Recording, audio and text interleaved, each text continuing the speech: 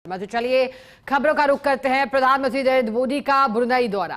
Brunei के सुल्तान से PM Modi ने मुलाकात की और कहा कि एक दूसरे की भावनाओं का सम्मान करते हैं। दोनों देशों में हुए कई अहम करार भी।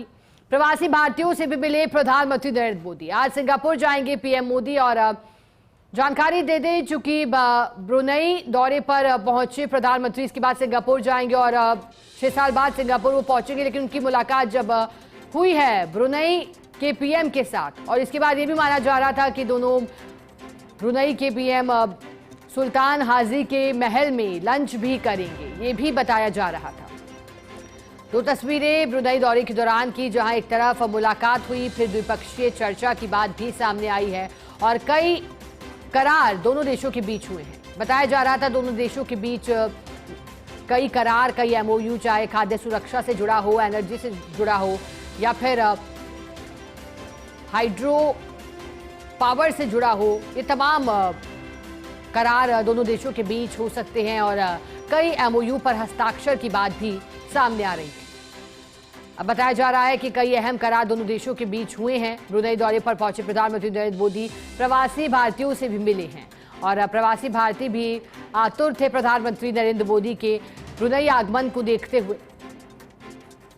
इसके बाद सिंगापुर जाने का उनका कार्यक्रम है। सिंगापुर ऐसे समय में पहुंचेंगे जब अगले साल दोनों देशों के बीच राजनयिक संबंधों को 60 साल पूरे हो रहे हैं और आसियान देशों में सबसे बड़ा ट्रेड पार्टनर भी भारत का माना जाता है।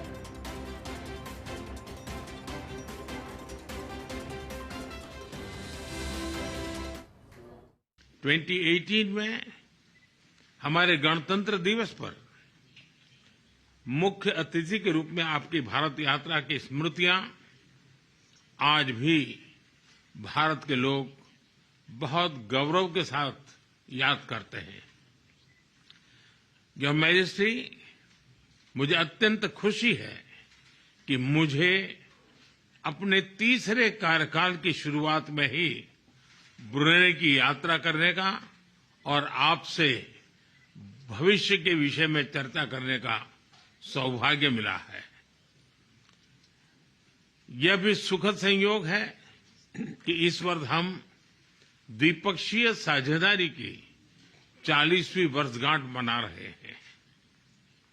भारत की एक्ट ईस्ट पॉलिसी और इंडो पैसिफिक विजन में ब्रुनई का महत्वपूर्ण साझेदार होना, ये हमारे लिए उज्जवल भविष्य की गारंटी है।